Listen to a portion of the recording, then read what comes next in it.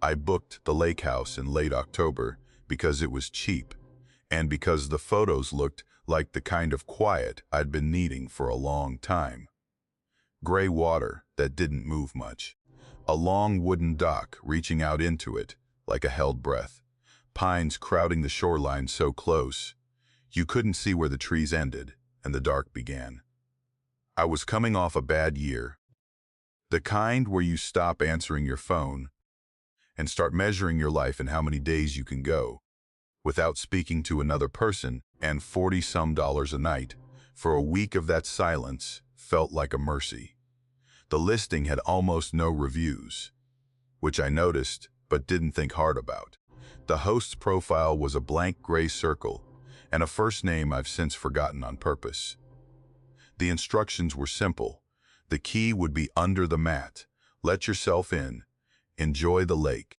It was full dark by the time I found the place, later than I'd meant, because the last 9 miles were dirt road that the GPS kept losing, the kind of road where the trees lean in over you until your headlights are just 2 cones in a tunnel, and you can't remember the last time you saw a mailbox or a porch light or any sign that other people existed in the world.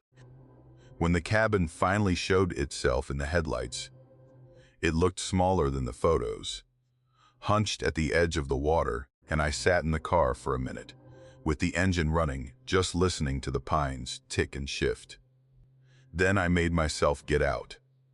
The cold off the lake was immediate, wet and mineral, the smell of water that doesn't go anywhere. There were 2 mats at the door. That was the first thing that wasn't right, though I didn't let myself call it that yet. 2 doormats, the same coarse brown weave, one stacked crooked on top of the other, like somebody had set the second one down in a hurry and never straightened it. I lifted the top one, and there was nothing. I lifted the bottom one, and there was the key, cold as a coin that had been outside all night. I remember crouching there with the key in my hand, thinking, why would you put it under the bottom mat? And then thinking, stop it, you're tired, go inside. Inside, the place matched the listing so exactly that it should have been comforting, and instead it wasn't.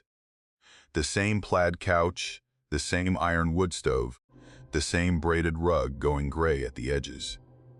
I unpacked, made tea on a stove that took 3 tries to light, and stood looking at the framed photos on the wall, which were just the same interior shots from the listing, printed and hung, and that was when the second wrong thing settled on me. Every one of those photos had been taken from a little too high, not dramatically. Just enough that the angle was looking slightly down at everything. The couch, the table, the bed, through the open door. The way a room looks when you're standing on a chair to shoot it. I told myself a tall person took them. I told myself it didn't matter. I drank my tea and I went to bed early, because the drive had hollowed me out, and for a while the silence was exactly the silence I'd paid for. Then the dock started. It was a slow creaking, the particular protest of old wet wood under weight, and it came in a rhythm I knew instantly because every animal knows it. Footsteps, even unhurried, walking out along the dock toward the water, and then stopping, creak, creak, creak, pause.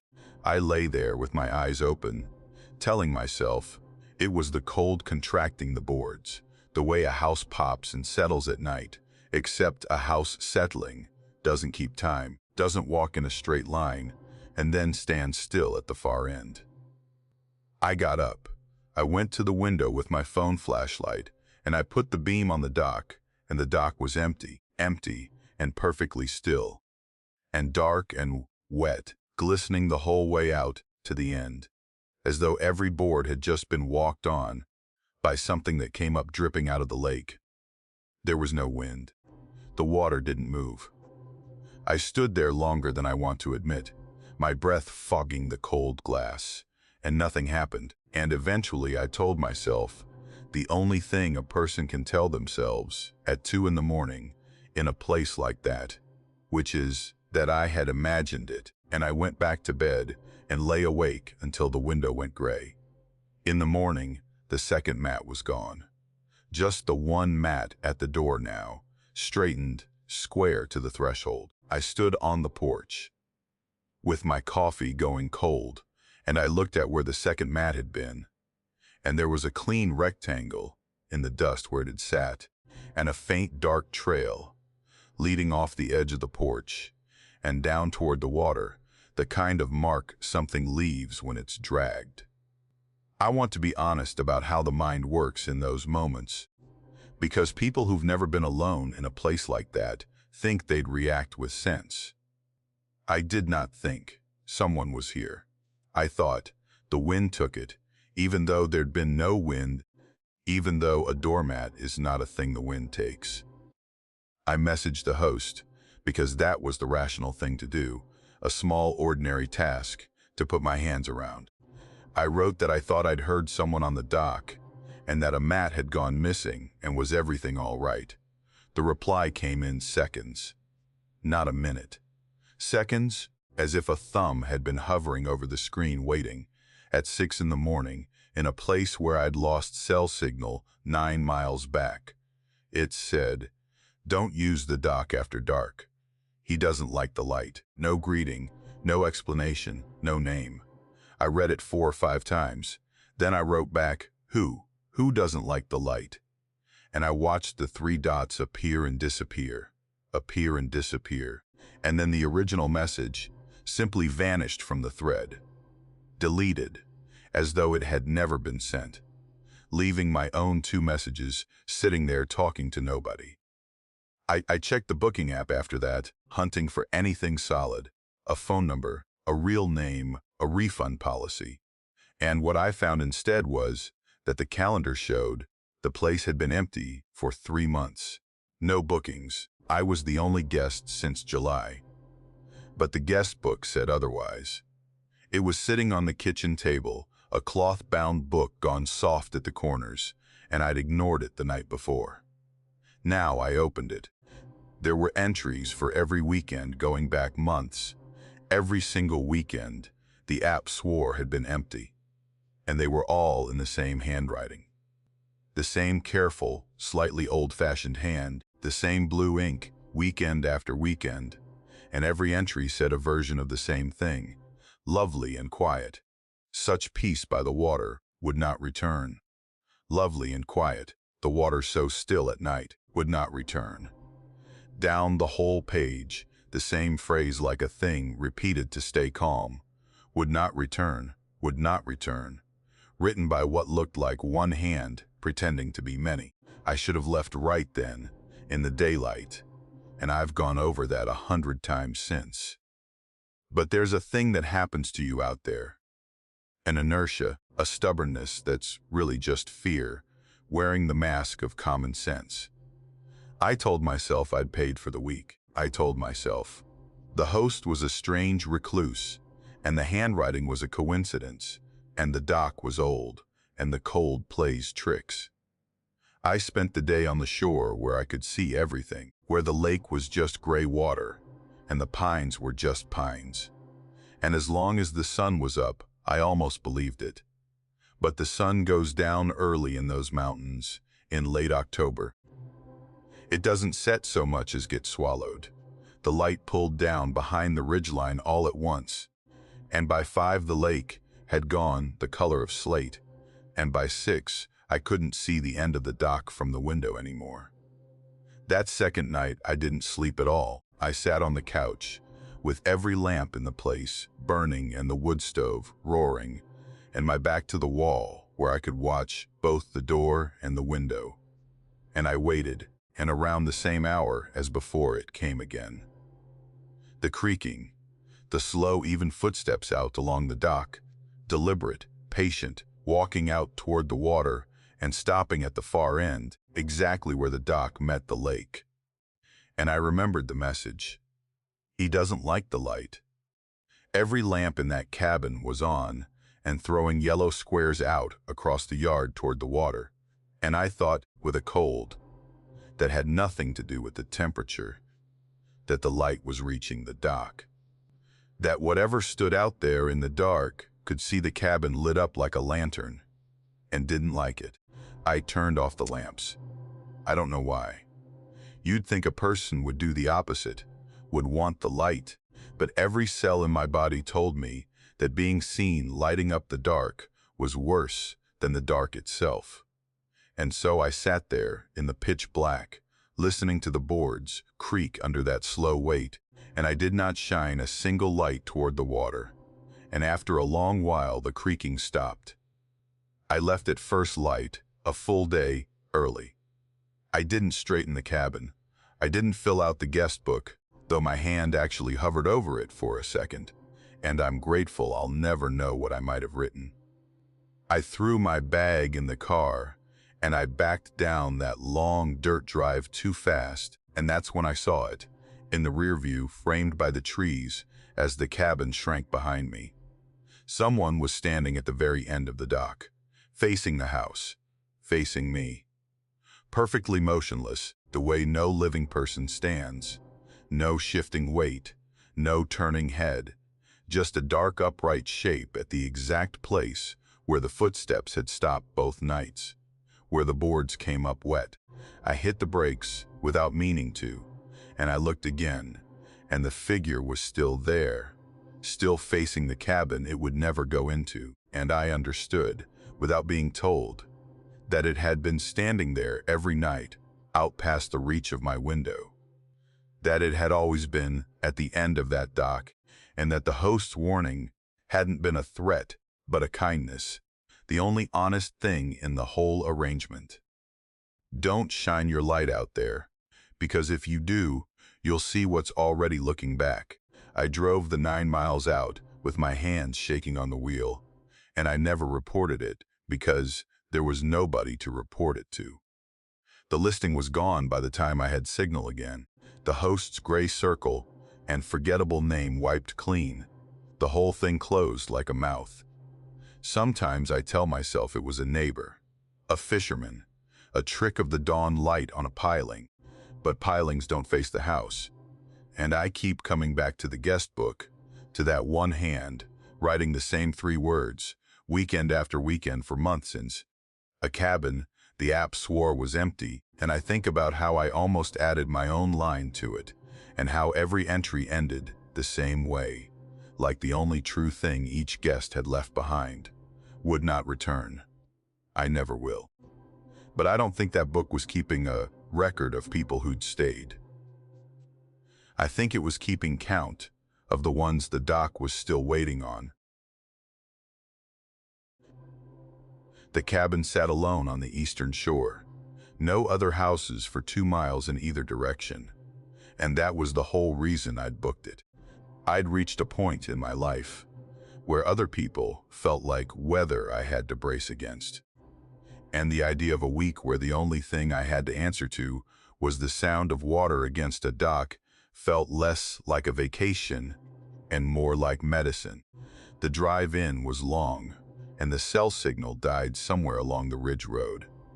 And by the time I came down the last grade and saw the lake spread out flat and silver below me, I felt something in my chest unclench that hadn't unclenched in months. The host met me at a gas station 40 minutes out to hand me the key, an older woman with a soft mountain accent and eyes that didn't quite settle on me when she talked. She went over the basics quickly: the wood stove, the well water, the spotty generator. Then she paused, and she said there was one thing, just one, that I ought to know. There was a man named Dell, she told me, who lived across the water on the far shore. He'd been there longer than anyone, and he had a notion that the whole lake belonged to him. Every cove, every fish, every foot of shoreline. He was harmless, she said, but he liked to keep an eye on who came and went.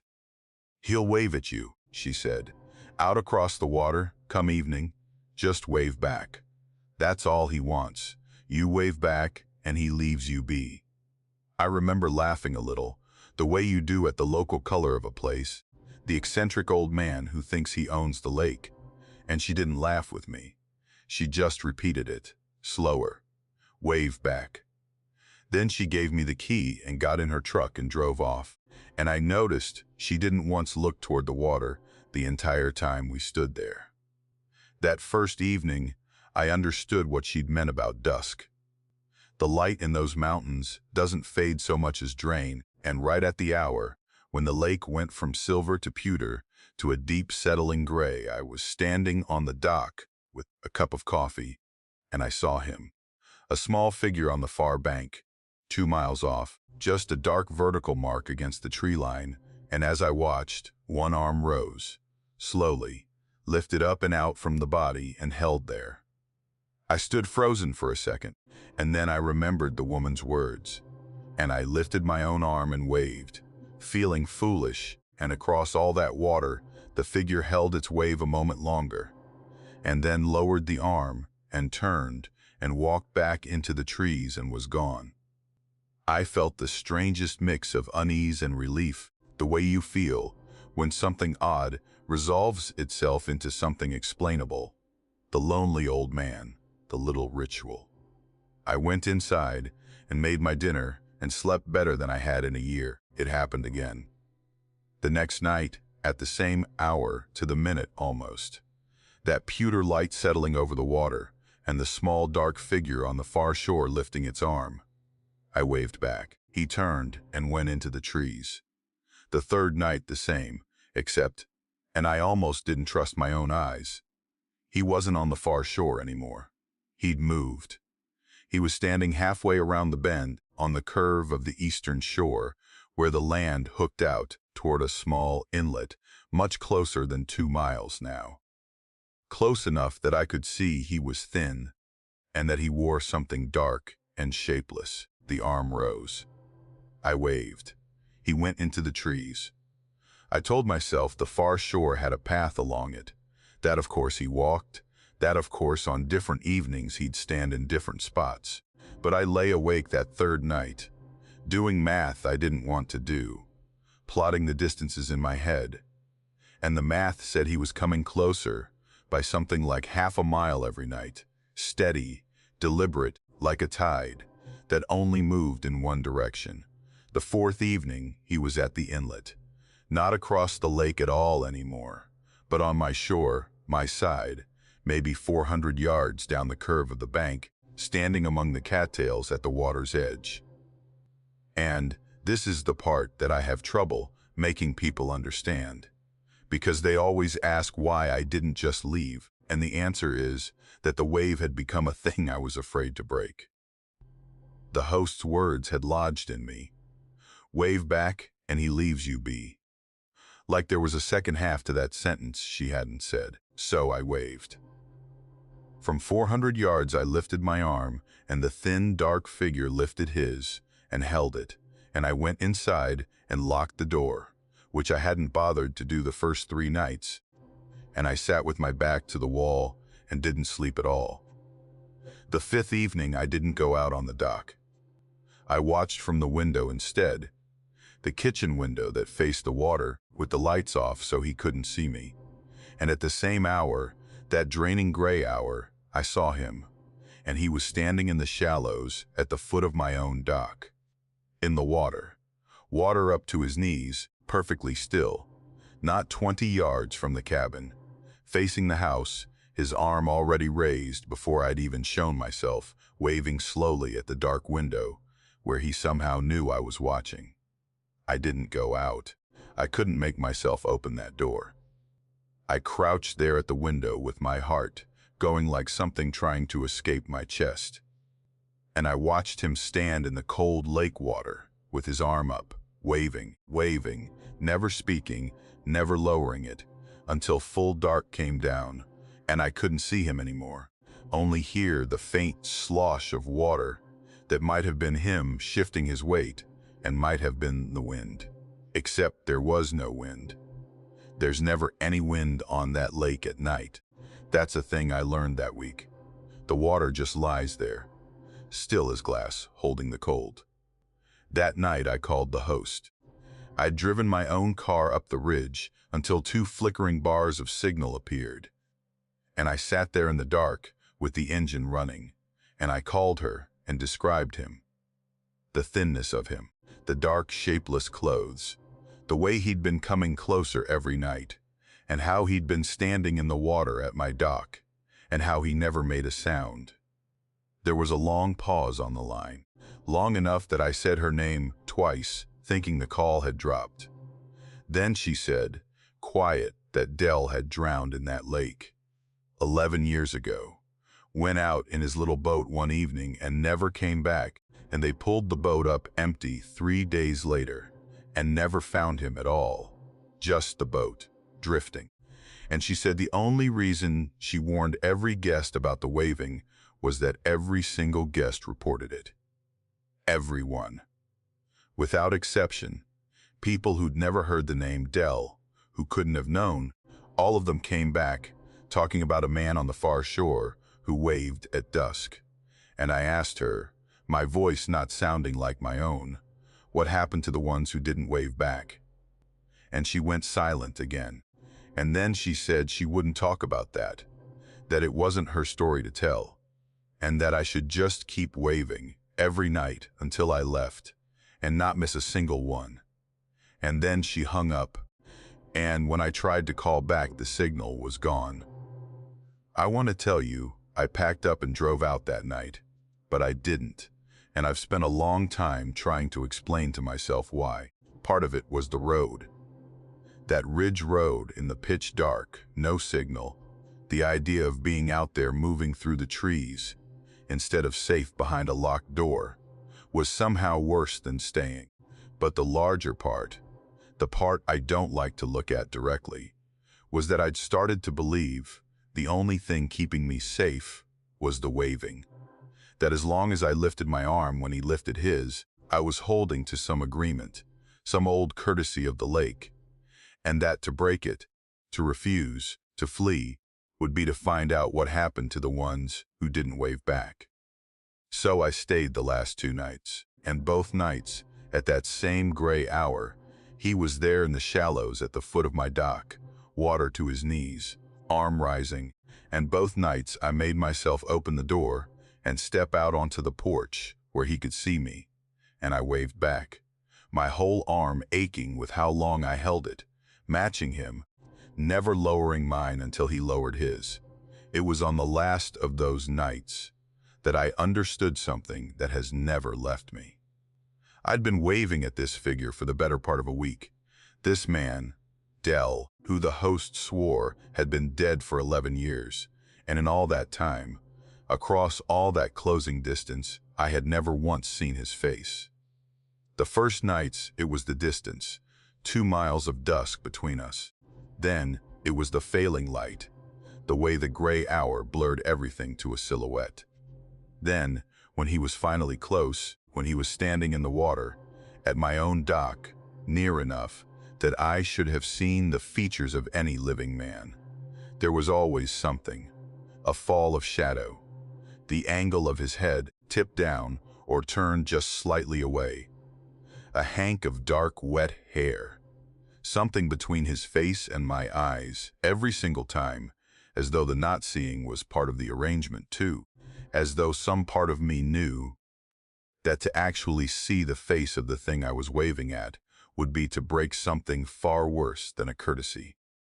So I waved at a man with no face I could name, and he waved back, and I left at first light on the morning my booking ended, drove out fast with my hands shaking on the wheel, and I didn't look at the lake in the mirror, because I was afraid of what I'd see standing in the water watching me go.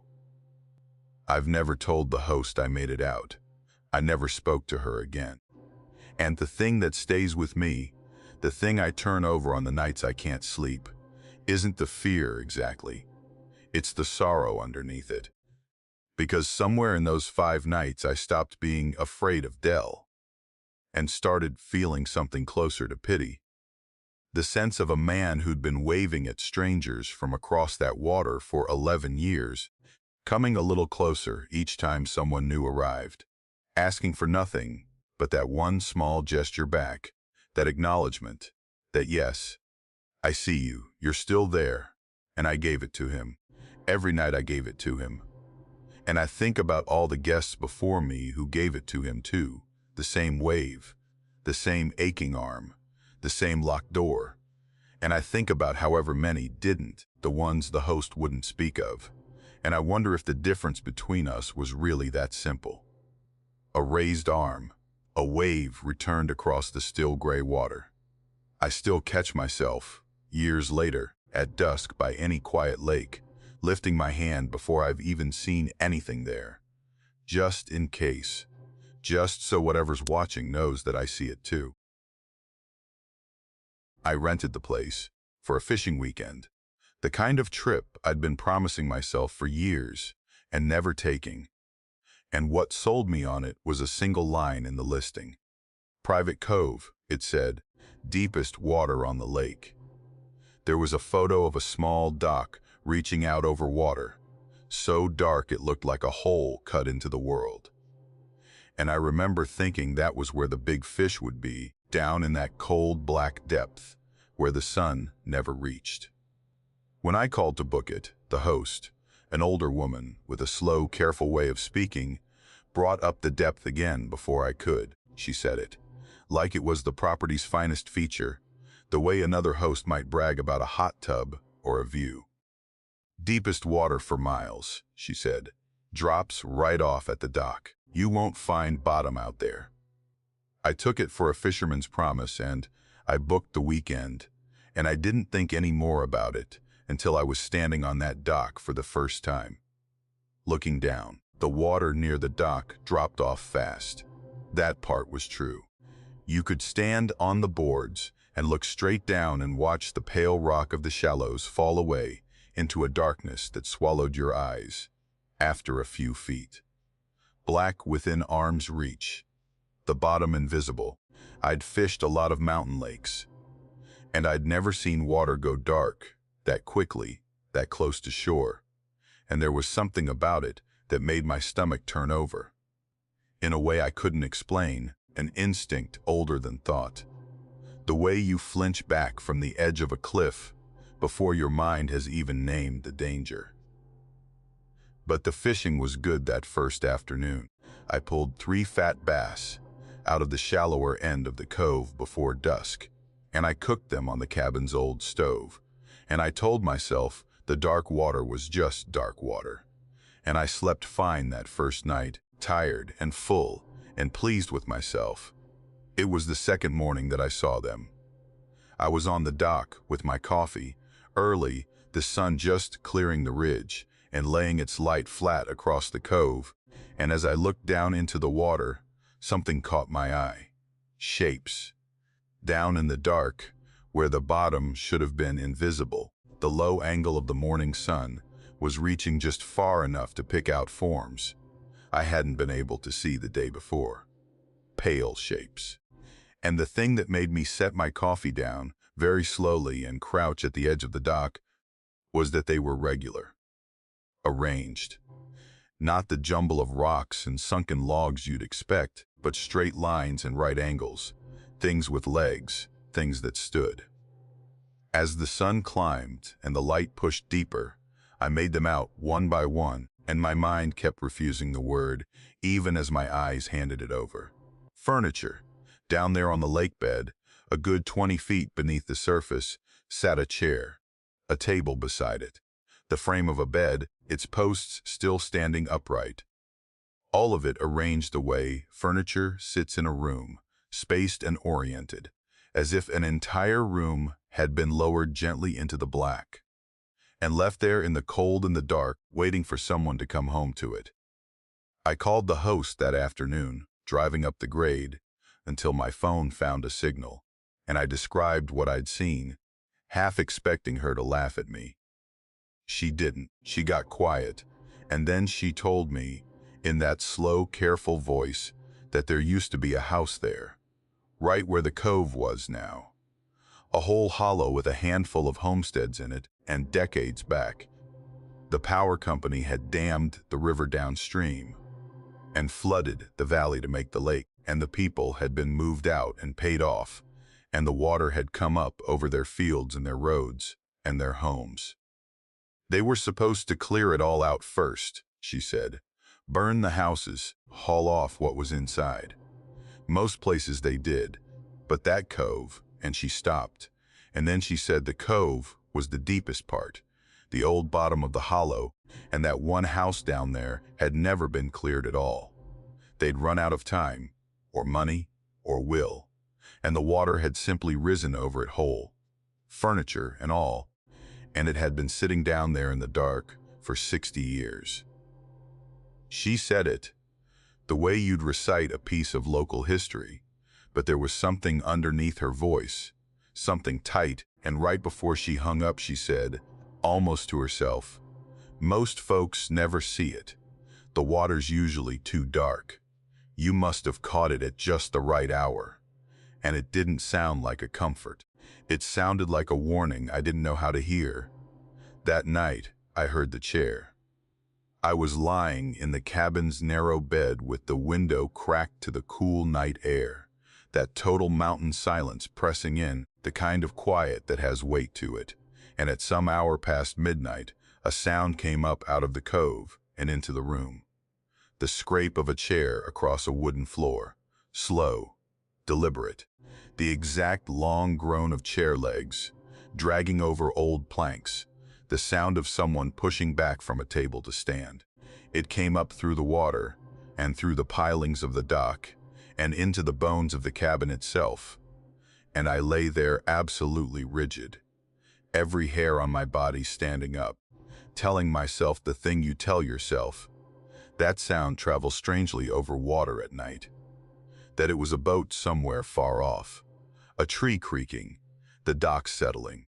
But I knew what a chair on a floor sounds like. Everybody does.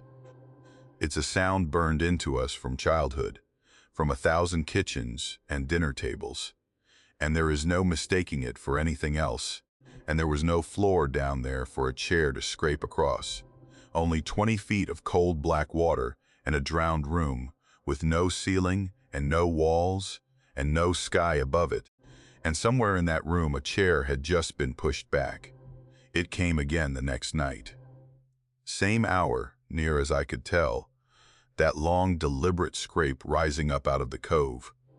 And then that second night, there was something after it, footsteps. A single set, slow and even, crossing what would have been the floor of that room. The soft measured tread of someone walking from one side to the other, unhurried, patient. The gait of a person moving through a space they knew well in the dark. I sat up in the bed with my back against the cold log wall, and I did not sleep, and I watched the gray square of the window until the sun came up, and in the daylight the fear always seemed foolish, the way it does, and I'd go out and fish and tell myself I'd dreamed it. And then night would come, and the hour would come, and the chair would scrape, and the footsteps would cross the drowned room beneath my dock, and I'd be right back against that wall with my heart in my throat. I should have left. I want to say that plainly, because I know it's what anyone would ask. I should have packed my truck and driven out the first night I heard the chair. But there's a thing that happens to you in a place like that, alone, with no signal and no neighbors, and the nearest town an hour of dirt road away. The isolation does something to your judgment, narrows it, makes leaving feel as frightening as staying. And underneath that, if I'm honest, there was something else, something I'm ashamed of. I wanted to understand it. Every morning I'd lie on the dock and stare down into that black water, at the chair and the table and the bed frame, and I'd find myself wondering who had sat in that chair, who had slept in that bed, what it had been like in that hollow before the water came, and whether, whoever it was, had ever truly left. The host had said the people were moved out and paid off, but she hadn't said all of them, and I kept thinking about how you can pay a man to leave his land, but you can't always make him go. On my last morning, I went out to the dock at dawn, to fish one final time before the drive home, and I looked down into the cove out of habit, the way I had every morning, and I stopped. The furniture had moved. The chair, the one that had sat for 60 years facing the table, facing away from the dock, away from me, the way it must have sat when the room still had walls around it. The chair had turned. It sat now facing the dock, facing up, facing the exact spot at the end of the boards, where I stood every morning, looking down, where I was standing right then, and I understood with a cold that went all the way through me that it had been turned to face the place where I appeared.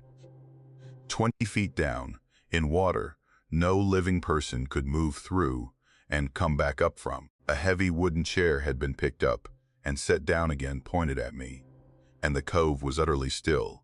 No wind, no ripple, not the faintest disturbance on that black surface, no fish rising, nothing. Just a flat, dark mirror holding the gray morning sky, and beneath it the chair turned up toward me, and the awful certainty settled into me that the stillness was not peace, but attention, that something down in that drowned room was holding itself perfectly still, the way an animal holds still when it's watching, the way you hold your breath when you don't want to be noticed, noticing, except it wanted to be noticed. It had turned the chair so I would know. I left the rods on the dock. I left the cooler, the lantern, half my gear, and I threw my bag in the truck, and I drove out that ridge road too fast, sliding on the gravel, not caring. And I never called the host to tell her I'd gone. I've thought about that weekend more than I've ever told anyone, and the part that stays with me isn't the chair scraping in the night, though I still hear it sometimes right as I'm falling asleep. It's the turning. It's that something down there, after 60 years in the cold and the dark of a flooded hollow, in a room with no roof and no walls and no light, had spent my 3 nights aware of me, listening to me move around the cabin above it, watching me appear at the end of that dock each morning, and had finally, on the last day, taken the trouble to turn its chair to face me. I don't know who they were, the people who lived in that hollow before the water rose over it. I don't know if all of them really left, but I know that one chair down in the dark is pointed now at whoever stands on that dock at dawn, and I think about the next person who rents that place for the fishing, drawn in by the deepest water on the lake, and I hope to God the water stays too dark for them to ever see what's looking up. The listing had only 12 photographs, which I noticed at the time and didn't think anything of. The way you don't think anything of a detail until later, when you're lying awake, turning it over and over, and realizing it had been trying to tell you something all along. 12 photos for a whole lake house. And they were good photos, warm and inviting, the kind that make you reach for your credit card. There was the big stone fireplace, the wood-paneled walls glowing amber in afternoon light, the wide windows looking out over still gray water. There was the long porch, the dock, the kitchen, with its old enamel stove. It looked like exactly the kind of place I needed, somewhere far from everything, somewhere quiet enough to hear myself think for the first time in a long while. What I didn't notice, not until I'd already been there 2 nights, was that every single one of those 12 photographs, inside and out, contained the same small round window. The one above the stairs.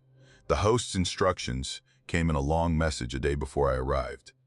And most of it was the usual, where the key was how to work the temperamental water heater, which back roads to avoid after rain. But there was one line that stood out even then, oddly specific in a way the rest of it wasn't. Keep the curtain on the round window above the stairs closed. At all times, it said. For insulation, that window's a real heat sink. I remember thinking it was a strange thing to emphasize, a strange thing to lead with almost. But people who own old houses have their quirks and their drafts and their particular ways, and I'd certainly rented places before with stranger rules. So when I arrived, late afternoon, the lake gone gold under a lowering sun. I carried my bags up the stairs, and there it was, the little round window, maybe 2 feet across, set into the wall at the landing where the staircase turned. Its curtain was a heavy dark fabric, pulled across it on a brass rod, and it was already closed, and I left it closed, like I'd been told. The house was everything the photos had promised. Better even, because photos can't carry the smell of wood smoke soaked into old timber or the particular hush of a place that sits a long way from any road. I had a view of the water through every other window in the house, the lake catching the last light and then going dark and silver under the stars. I made dinner. I read by the fire, and I felt the knots in my shoulders begin to loosen for the first time in months. The only thing that pulled at me, faintly, the way a loose thread pulls at you to tug it, was that round window on the landing.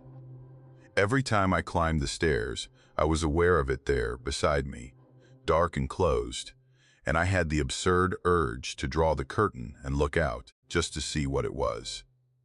The host was so anxious to keep covered. I didn't. The first night I slept well. It was the second morning that it started, though I didn't understand it as a start at the time. I came down the stairs, and the curtain over the round window was open, drawn fully back, the brass rings bunched at one end of the rod, the dark glass exposed. I stopped on the landing and looked at it, and felt the first real thread of unease. But I reasoned it away the way you do. I'd opened it myself, half asleep, and forgotten. Or there'd been a draft, the old house breathing, and the fabric had simply slid. I closed it, smoothing the curtain flat across the rod, and I went down and made my coffee and put it out of my mind. But that night, climbing up to bed, it was open again. And this time, I stood at the landing, long enough to actually look through it, and I realized something that turned the unease into something colder. That window didn't face the lake. Every other window in that house looked out over the water. But this one, the round one, the one I was supposed to keep covered, faced the other way entirely. It looked out the back of the house, into the dense, black wall of pines that pressed up close behind the property. And there, leading away from directly beneath the window and straight into the trees, was a trail. A narrow footpath, packed flat and bare, the kind of trail that only gets that way from years of someone walking it. Over and over, the same steps in the same places, until the earth gives up and stays pressed down. It ran from below the window into the pines, and the dark took it after a few yards. I closed the curtain. I didn't sleep as well that second night. By the third day, the round window had taken up residence in my mind in a way I couldn't shake. I found myself thinking about it while I fished off the dock, while I cooked, while I sat by the fire. I thought about the trail, packed flat by use, leading from below a window the owner wanted kept covered, into woods where there was nothing, no other house, no road, no reason for a path to go.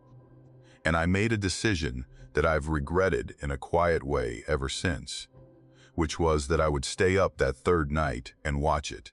I told myself, I just wanted to catch the draft in the act. To prove to myself there was a rational reason the curtain kept opening. I turned off all the lights downstairs, and I sat in the dark living room, in an armchair angled, so I could see up the staircase to the landing, and the round window, its curtain closed, a faint paleness, where the dark glass caught what little starlight bled through the weave of the fabric. And I waited. It was somewhere around 3 in the morning, that dead hour when the night is at its deepest and your own body wants to betray you into sleep, when I heard it. The brass rings, sliding on the rod, slow, one after another, a soft metallic chuckle of metal on metal. The unmistakable sound of a curtain being drawn back by a hand, except there was no hand. There was no one on that landing. I'd have seen them on the stairs. I sat frozen in the armchair, my whole body gone to ice, and I watched the dark fabric over the round window draw itself slowly aside, gathering, the ring sliding to the end of the rod until the glass was bare and open to the night, and there was nothing outside it. Just the black glass, the dark beyond. I made myself breathe. I made myself get up, every muscle screaming at me not to, and climb those stairs to the landing, and look out the window I'd been told to keep covered. And what I saw was the trail, the packed flat trail running into the pines. And at the mouth of it, just where the bare earth met the first of the trees, was something that hadn't been there before. A chair.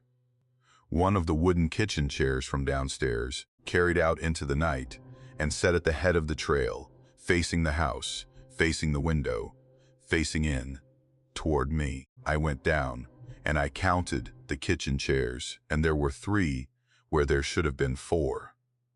I want to be very clear that I had not heard the back door open. I had not heard footsteps or the scrape of a chair being carried. Anything at all, except those brass rings sliding on the rod. But a chair from my kitchen was now sitting at the edge of the woods, facing the round window, and I was alone in that house, 2 miles from the nearest neighbor, with no signal until I drove up the ridge. I did not sleep. I sat at the bottom of the stairs with my back to the wall and my eyes on that open window until the sky started to lighten, and the moment I had enough gray dawn to see the road by, I started up the ridge in my truck to find a signal, and I messaged the host. I told her the curtain wouldn't stay closed.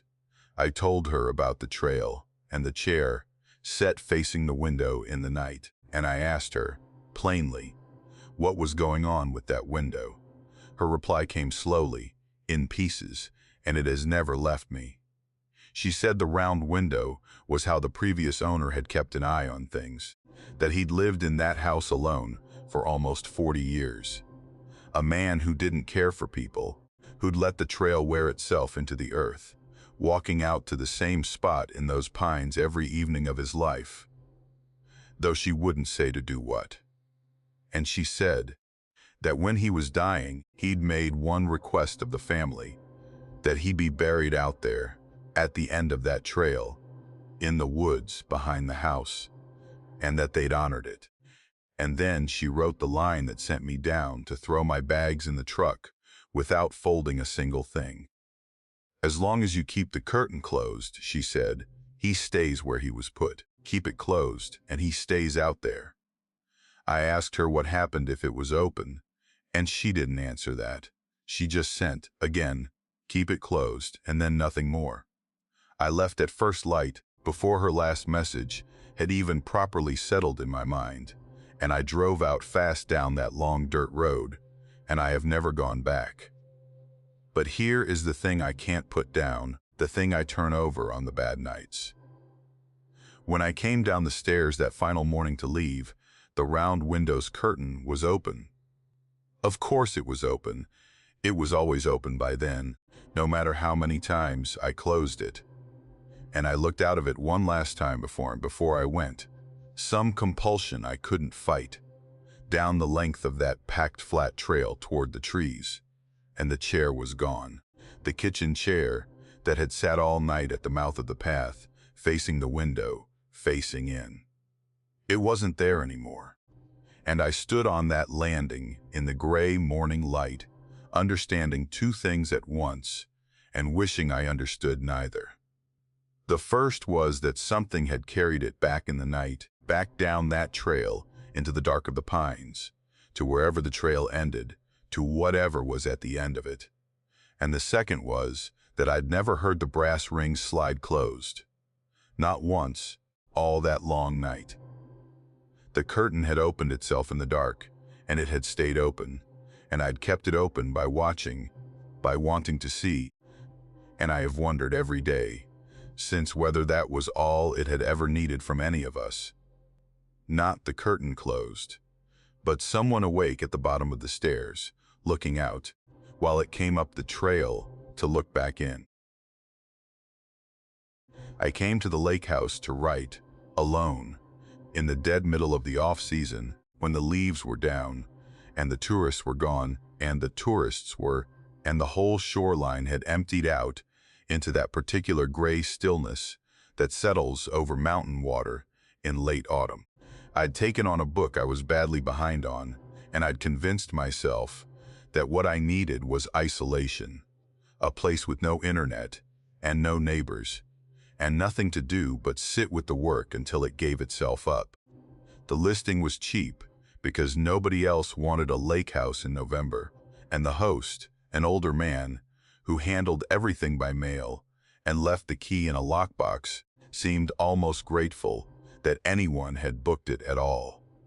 The drive-in was the kind that makes you doubt your phone's directions.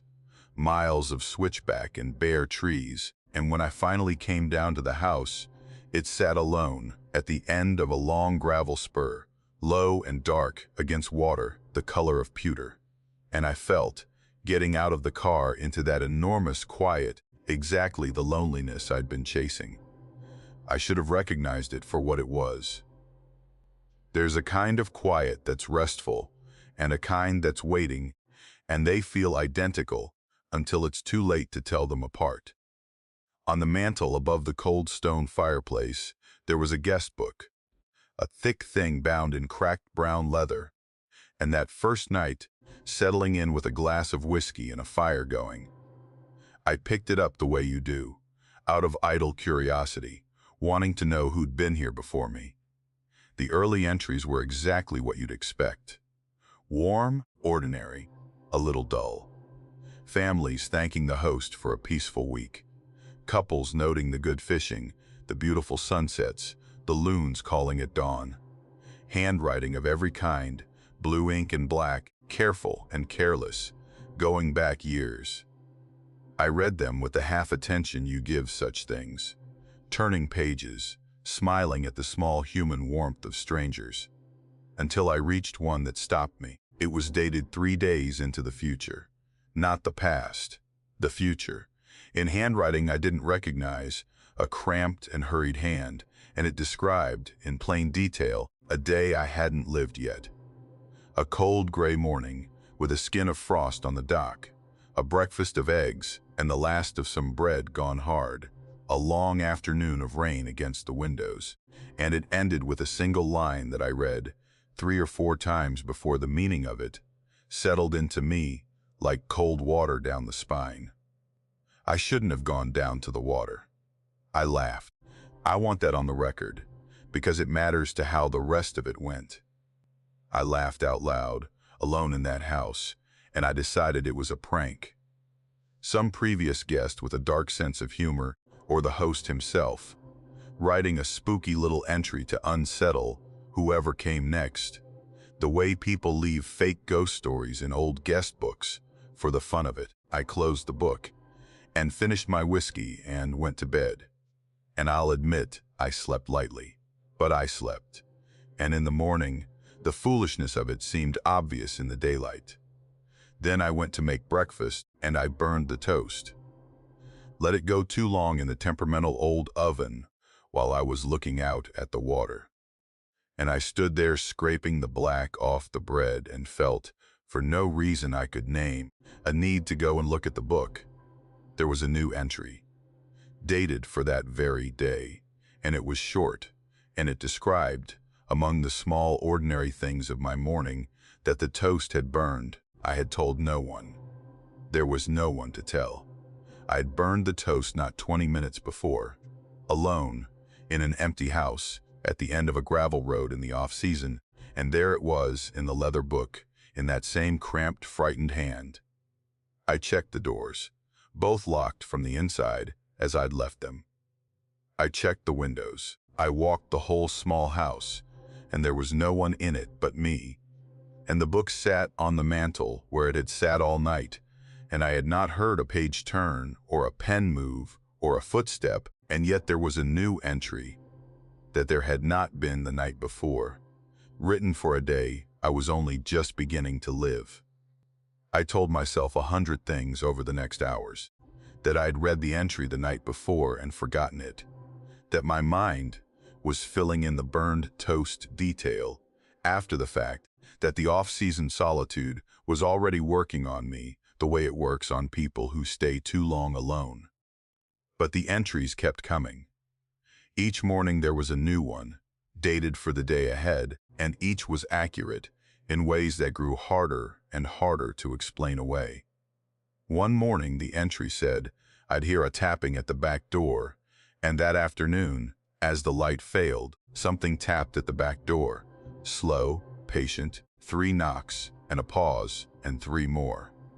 And when I made myself open it, there was nothing there but the bare yard, sloping down to the water, and the dark line of the pines. One entry said, I'd see a light moving across the lake at night, and that night I stood at the black window and watched a single pale light drift slowly across the middle of the water. Low, the way a lantern would ride in a small boat, except it made no sound and left no wake.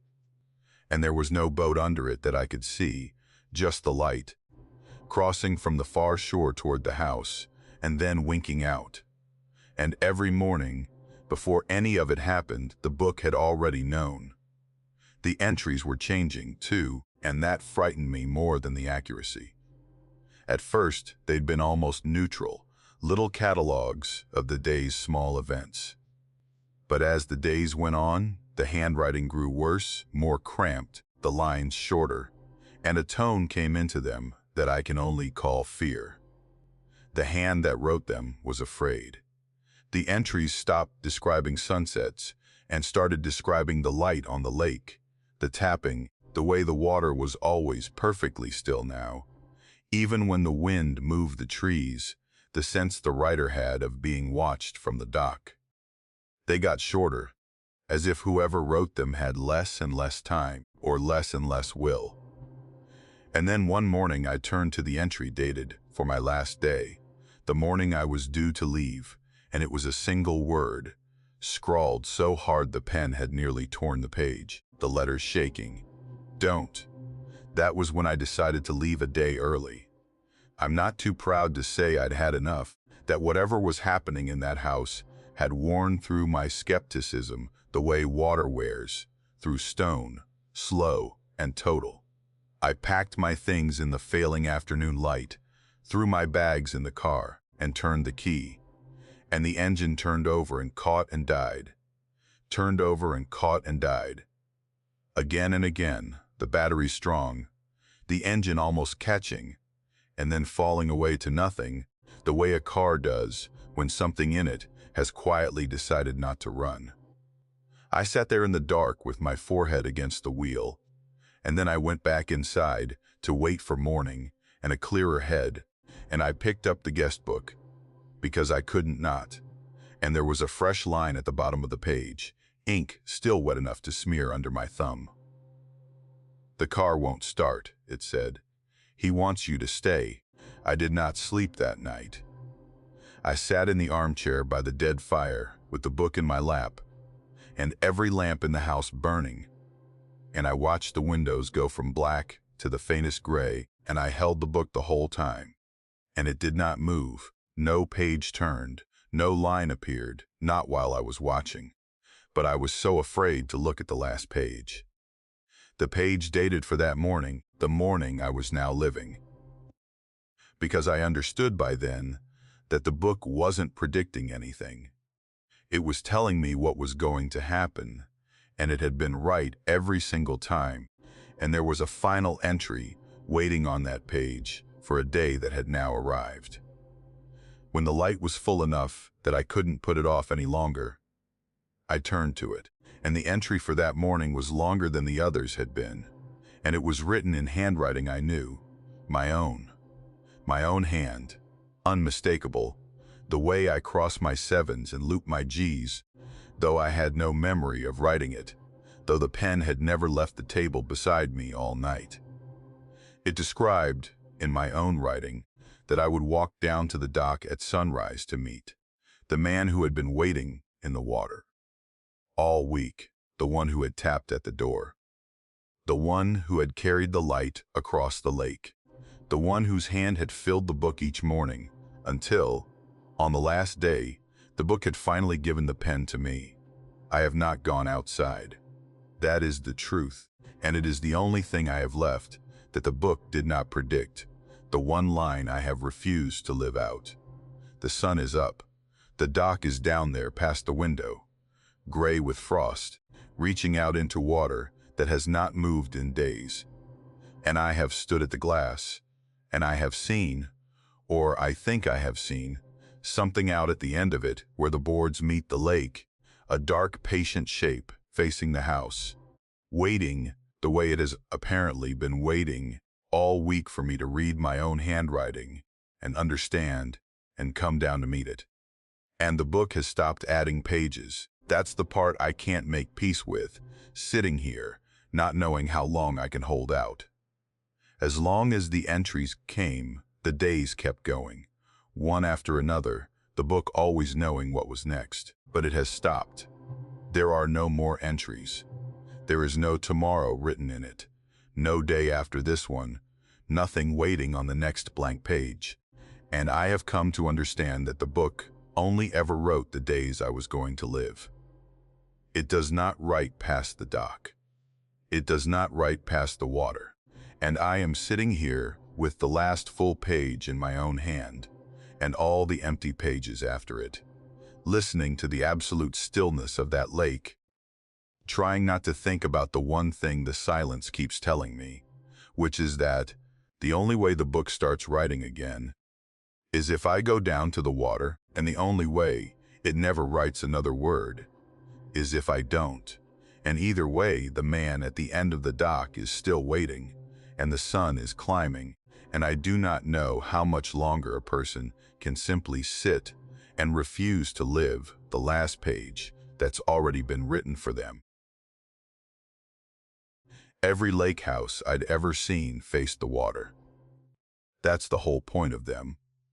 You build on a lake so you can sit on the porch with your coffee and watch the mist burn off the surface in the morning, so the big windows catch the light coming off the water in the evening, so the place opens itself up to the view it was built for. This one turned its back to it. I noticed the moment I pulled up the long gravel drive, and it bothered me before I could even say why. The front of the house, the welcoming face of it, the wide windows, and the deep covered porch, and the good front door, all of it stared inward, away from the lake, into the dense crowding pines that climbed the slope behind. And the lakeside, the side that should have been all glass and light and welcome, was a near blank wall of dark timber, with a single small door set into it, low and narrow, the kind of door you'd have to stoop to pass through. That door had 3 bolts on it. I could see them even from the drive, 3 heavy iron throw bolts, and I remember standing there with my bag in my hand, thinking that was a lot of hardware for a door that faced nothing but water. The host had left a note on the kitchen table, friendly and ordinary, explaining the well and the wood stove and where to find extra blankets, and at the bottom, almost as an afterthought, a line about the layout. People always ask about the house facing away from the lake, it said. It was just the original builder's choice. Don't mind it. And I tried not to. I unpacked. I got a fire going against the autumn chill.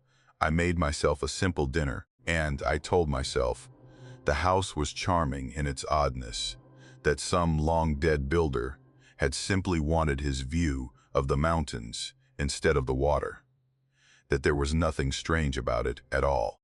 But the lake door drew my eye the whole evening.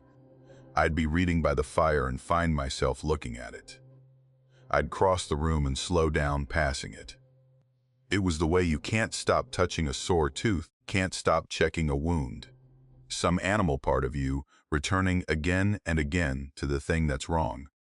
3 bolts, all of them on the inside, all of them thrown. The first night, something knocked on it. I was in bed, not yet asleep. The house gone quiet around me, except for the tick of the cooling stove when it came. Not the front door. Not the good door facing the road and the woods, the door any visitor would use. The lake door.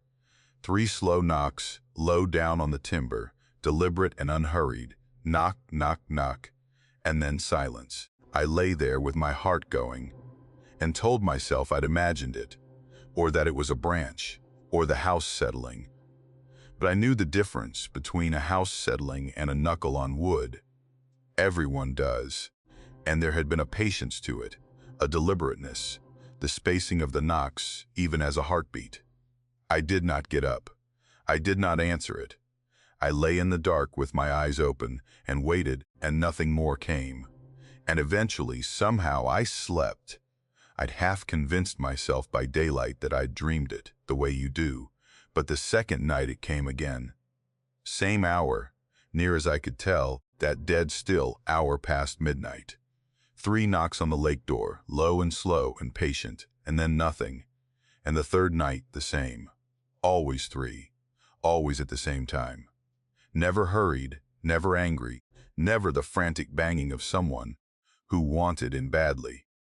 Just that calm, patient, almost courteous knocking, as though whatever stood out there had all the time in the world and knew it, knew that it would knock every night for as long as it took, and that sooner or later the patience would be the thing that wore me down. I never answered, but I started leaving a lamp on, and I started, I'm not proud to say, talking to myself in the empty house, the way you do when the silence gets too heavy to bear alone. On the third day, in the bright safety of the afternoon, I decided to do the sensible thing and prove to myself there was a sensible explanation. I went outside to walk the shoreline around to the lake door, to find the path that whoever was knocking must be using, to find footprints in the mud, a dock, a low spot, anything. I came around the side of the house through the pines, and I stopped because there was no path.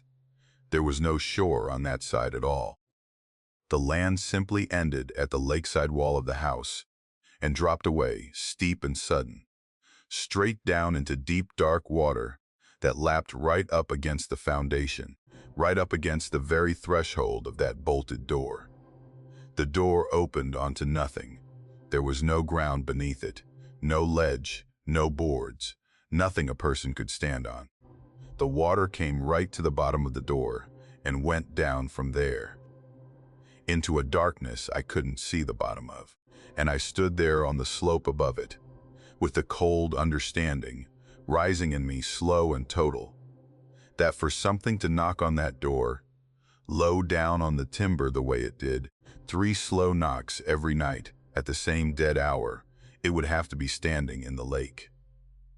Standing in deep black water up to its chest, reaching up out of the cold to knock, patient, on a door that opened onto nothing but the water it had come from. I went inside and I messaged the host.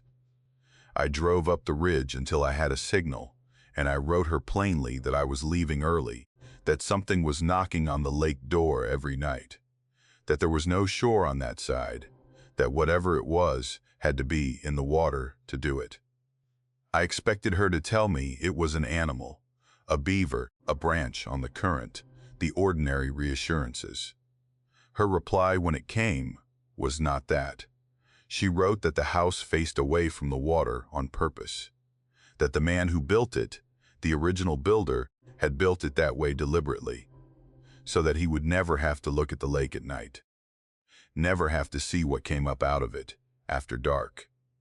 She wrote that he'd put the door in because he'd had to, that there'd been a reason he couldn't simply wall the lakeside off entirely, though she didn't say what, and that he'd put the 3 bolts on the inside, all of them, for a reason too. And then she asked me something, and I could feel the care in how she asked it, the way you'd ask a sick person a question you were afraid of the answer to. She asked whether I had answered the door. I wrote back that I hadn't, that I'd never gotten up, never gone near it, never so much as touched the bolts. And her reply came quickly, just 3 words and nothing after, and I have carried those 3 words with me every day since. Good, she wrote. The ones who answer don't write back. I left that evening. I didn't wait for morning, didn't care about the dark road, threw my things in the car half-packed, and drove out fast up that gravel spur, with the lake falling away black behind me. But I have thought about that house every day in the years since, and the thinking has only made it worse, because the questions have no bottoms, like the water under that door. I think about the builder, whoever he was, lying in that house, night after night, with his back turned to the lake, refusing to face it, hearing the same 3 patient knocks I heard, and building his whole house around the single principle of never having to see what was doing the knocking. I think about how he couldn't bring himself to wall the door off entirely, how he left it there, bolted 3 times from the inside, as though some part of the arrangement required that the door exist, that it could be answered, that the choice be left open every night, even as he refused to make it. And I think about the host's words, the ones who answered don't write back. And I understand now that she wasn't speaking in riddles. She meant it literally. There have been guests in that house who answered the lake door, who got up in the dead hour and drew back the 3 bolts and opened it onto the deep black water. And whatever was standing in it, patient, waiting, knocking, and those guests did not write back to her afterward, did not check out, did not leave reviews, did not go home. They simply stopped, the way the knocking stops after the 3rd knock, and she has gone on renting the house to the next person and the next, asking each one, gently, whether they answered the door. The thing I can't put down, the thing that sits in me like a stone, is that I almost did. On the 3rd night, the last night, after I'd found there was no shore, when the knocks came at their patient hour, 3 slow and then silence, I found myself standing at the lake door in the dark with my hand on the topmost bolt. I don't remember crossing the room. I don't remember deciding to. I just came to myself, standing there in the cold, with my fingers already curled around the iron. And on the other side of an inch of timber, low down, near the waterline, where something would have to be reaching up out of the lake to do it. The knocking came again, 3 times, slow, and I swear to you, it was gentler that time, almost kind, almost coaxing, the way you'd knock to wake someone you loved. And I took my hand off the bolt, and I stepped back, and I did not breathe until it stopped, and I have never in my life been so close to doing a thing I would not have lived through. I got out. I wrote back. But there's a part of me that never fully left that house. That's still standing at that door, in the dark, with its hand on the bolt. And on the nights I can't sleep, I hear it. 3 slow knocks from the side no one could reach, patient as the water, waiting for the answer I didn't give. And I think about all the people who'll rent that place after me, and I pray every one of them is the kind who writes back. It was $40 a night in January, and I know now that the price should have been the first warning. But at the time, it just looked like luck. I'd been priced out of every decent place within 100 miles, and here was a lake house, a real one, with a stone fireplace and a long dock, and a view across the water to the blue wall of the mountains, going for less than a cheap motel room. The photos showed it in summer, green and bright, but I was coming in the dead of winter, and I told myself that was why it was so cheap, off-season. Nobody wants a lake in January. I needed to be alone for a while, for reasons that don't matter to this, and the cold and the emptiness were exactly what I was after. The host wrote back to my booking within minutes, and there was a quality to her messages I noticed even then, an eagerness that didn't quite fit a routine transaction. She seemed almost too grateful that someone had booked it. Most people won't come in winter, she wrote. Something about the ice.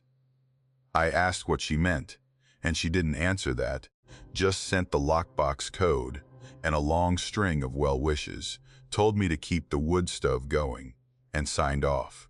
The drive in took the better part of a day, the last hour on roads that hadn't been plowed, and when I finally came down the grade to the lake, it stopped me for a moment. It was so beautiful and so dead.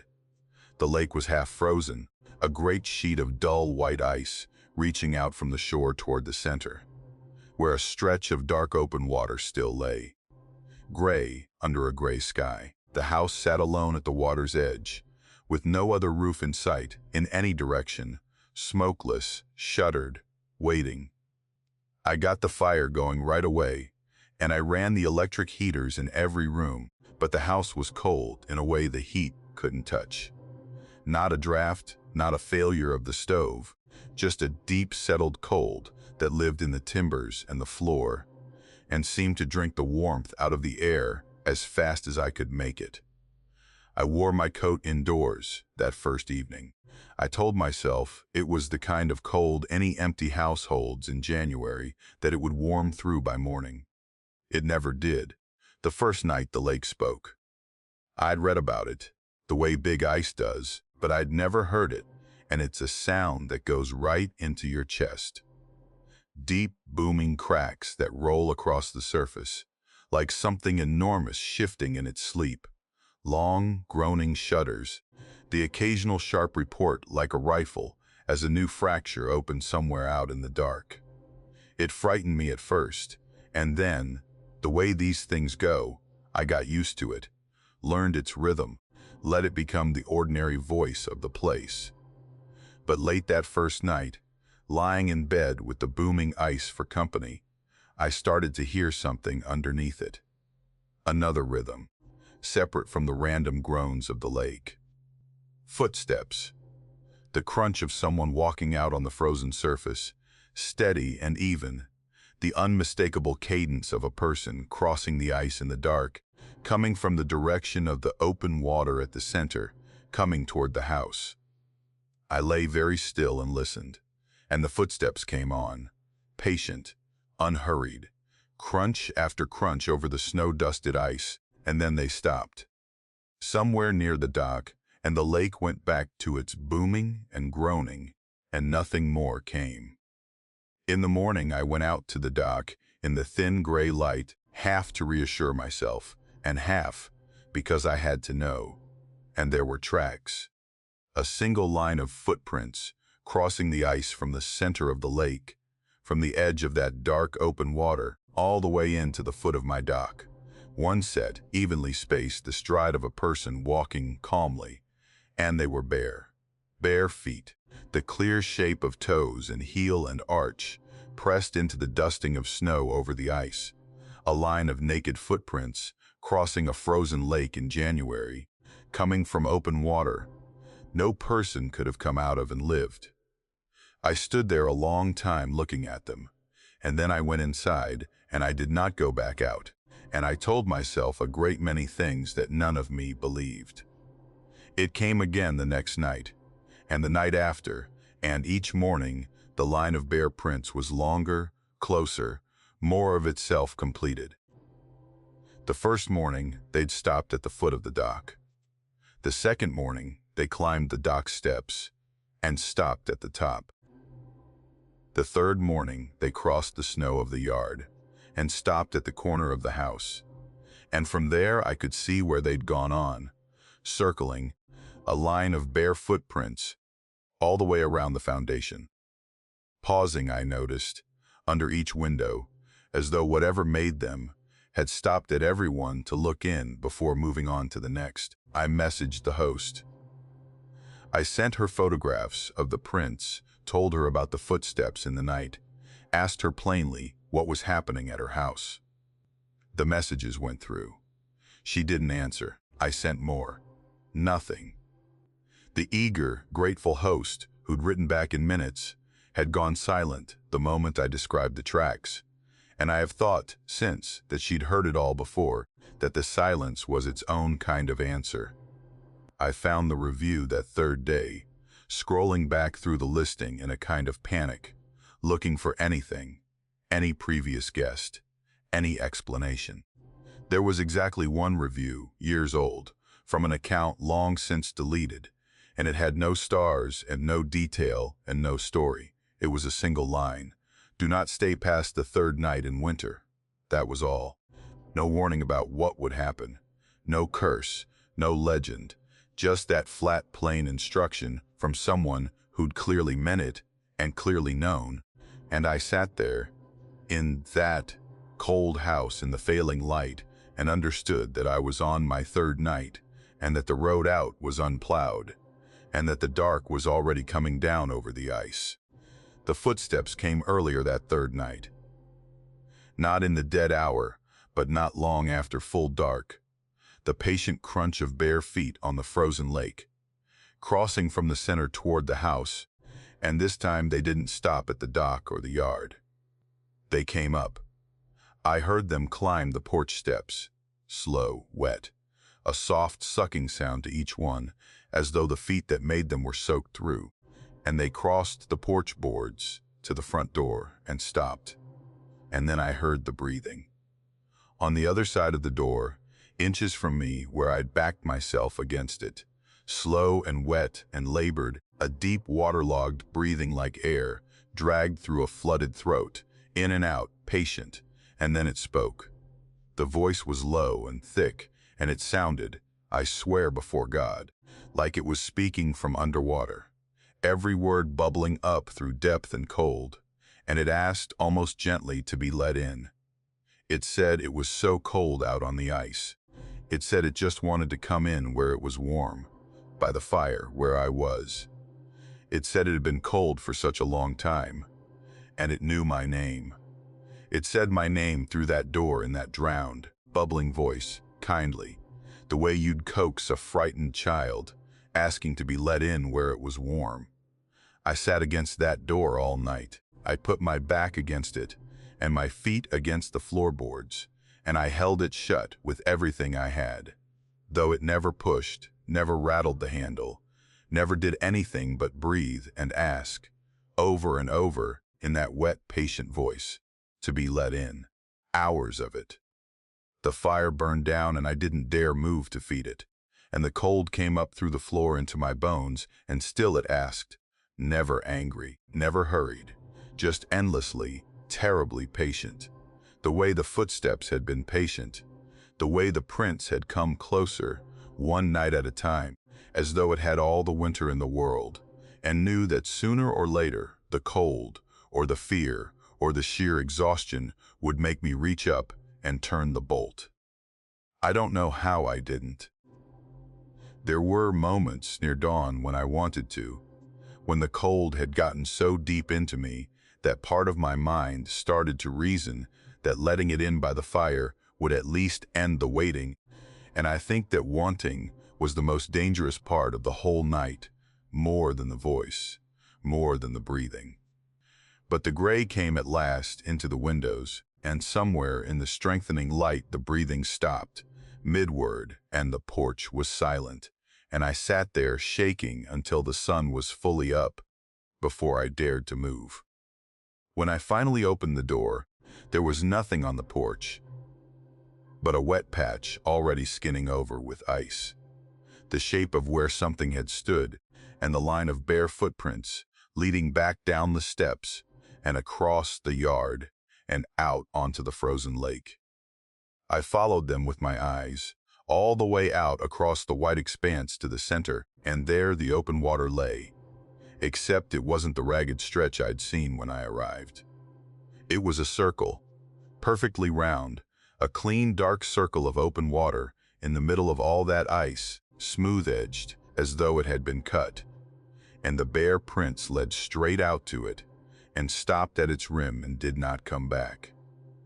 And the black water within it lay utterly still, not freezing over even in that killing cold, just waiting, round and patient and dark, exactly where the footsteps began each night, and exactly where they returned each dawn.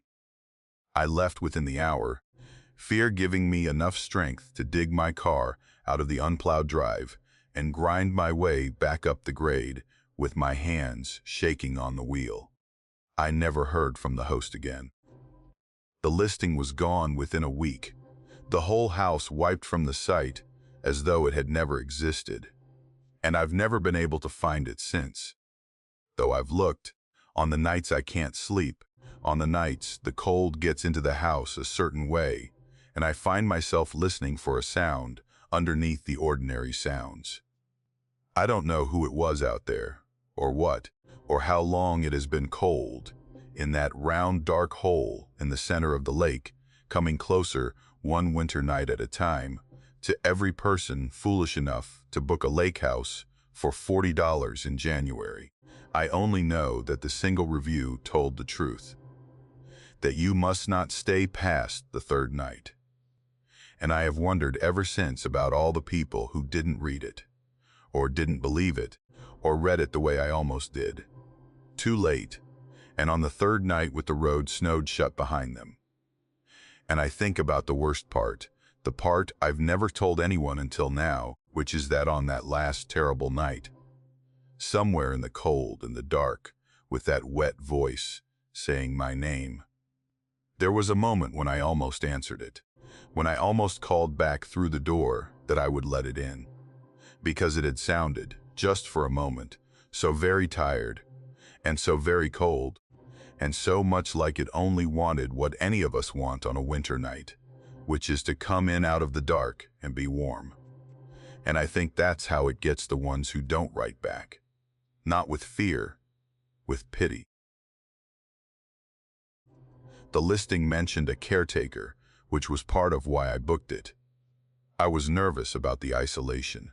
If I'm honest, a lake house at the end of a long dirt road, an hour from the nearest town, no neighbors I could see in any of the photos, and the line in the description was reassuring in a small, ordinary way.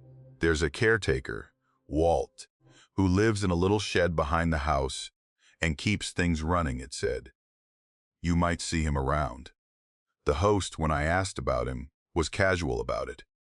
Walt kept to himself, she said. He'd been looking after the property longer than she'd owned it. He might do little jobs around the place, but I shouldn't worry about him. He wasn't one for conversation. Just keep to my own business and he'd keep to his. And that settled something in me. The thought that I wouldn't be entirely alone out there, that there was another human being within shouting distance if anything went wrong, made the whole prospect feel manageable. I drove in that first afternoon, feeling almost cheerful about it. The house was lovely, plain and old and solid, sitting right at the water's edge, with a long dock reaching out into a lake, gone gold in the late light. And sure enough, that first evening, as I was hauling my bags up from the car, I saw him.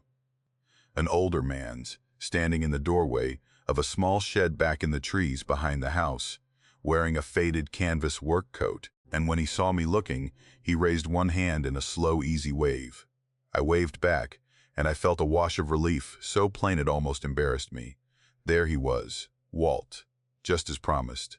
A real person, out here in all this emptiness, lifting his hand in the unhurried way of a man who'd lived his whole life in country like this. He didn't come over, and I didn't go to him. The host had said he kept to himself, but the sight of him there did more to settle my nerves than anything else could have, and I slept easily that first night. The kindnesses started right away. The porch light had been out when I arrived, flickering and dead, and I'd made a note to mention it. But the next morning it worked, steady and bright, the old fixture cleaned, and a fresh bulb in it, and I hadn't asked anyone to do a thing. There was firewood, stacked neatly by the front door, more than there'd been the day before, split fresh and dry. The path down to the dock, which had been half lost under fallen leaves and creeping weeds when I arrived, was raked clean and clear. By the second afternoon, the leaves gathered into a tidy pile at the side. I'd see Walt at a distance now and then, always back near his shed, or moving slowly along the tree line with a rake or an armload of wood, and he'd lift that slow hand and I'd lift mine, and that was the whole of our acquaintance, and it was enough. I felt looked after. In a place that should have felt frightening in its isolation, I felt instead quietly cared for, and I was grateful for it, in a way I couldn't quite put into words. On the third day, I decided I ought to thank him properly. It felt wrong to keep taking these small kindnesses and offering nothing but a wave in return. So, I made a point of walking back through the trees to his shed that afternoon, meaning to shake his hand, offer him some of the coffee I'd brought, just be neighborly. And I came through the pines to where the shed stood, and I stopped, and the bottom fell out of everything I'd believed about the past 3 days. The shed was abandoned. Not just empty, not just Walt not home, but abandoned for years, decades maybe. The roof had caved in on one side, the timbers gone black and soft with rot. There was no door in the doorway, just an empty frame, and where I'd seen Walt standing and waving, there was a young tree growing up through the collapsed floorboards, a tree that had to be 10 or 15 years old. Its trunk thicker than my arm, rooted right through the middle of the floor. No one had lived in that shed in a very long time. No one could have. There was no bed, no stove, no sign of any life at all, just rot and leaf litter, and that tree pushing up through the ruin toward the broken roof. I stood there a long while in the cold quiet, and then I went back to the house, and I told myself things, and none of them held. I checked the listing on my phone that evening, driving up the road until I found a signal, because I needed to read that line again, the one about Walt, to anchor myself to the ordinary explanation I was so desperate for. And the line was gone. The description was the same in every other particular, the same photos, the same details about the wood stove, and the well, and the dock. But the sentence about the caretaker, about Walt, who lived in the shed and kept things running, had simply vanished, as though it had never been there at all. I scrolled back and forth through it 3 or 4 times, certain I'd missed it, and it was not there. And yet, that very evening, as the light failed, the porch light flickered on at dusk by itself, the way it had every evening, and when I went out there was fresh firewood by the door that had not been there an hour before. And in the morning, the path to the dock had been raked again, the new fall of leaves cleared away. All the small kindnesses, continuing exactly as before, performed by a man who lived in a shed that had been a ruin for 15 years. I messaged the host. I asked her, plainly, who Walt was.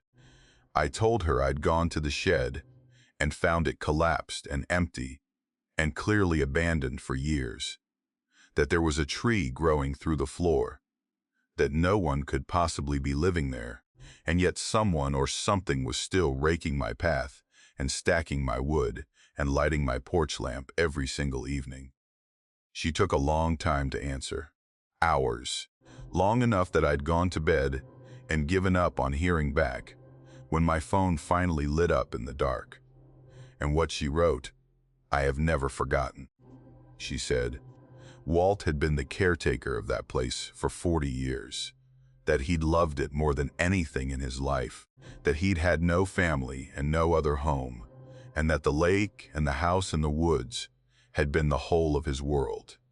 And she said that he'd died in that shed, one hard winter, when the Rossit finally came down on him under the weight of the snow, and that nobody had found him for a long time, because nobody had thought to look, because Walt always kept to himself. And then she wrote the part that made me set the phone down and sit very still in the dark. She said Walt never left, that he stayed on, looking after the place the way he always had, and that the guests he took a liking to got looked after too. The porch light, the firewood, the cleared path, all the small, quiet kindnesses he'd done in life. But the ones he didn't like, she wrote, the ones who didn't respect the place, who left trash, who were cruel or careless, those guests sometimes found their paths leading somewhere other than the dock. She didn't explain that last part. She didn't have to.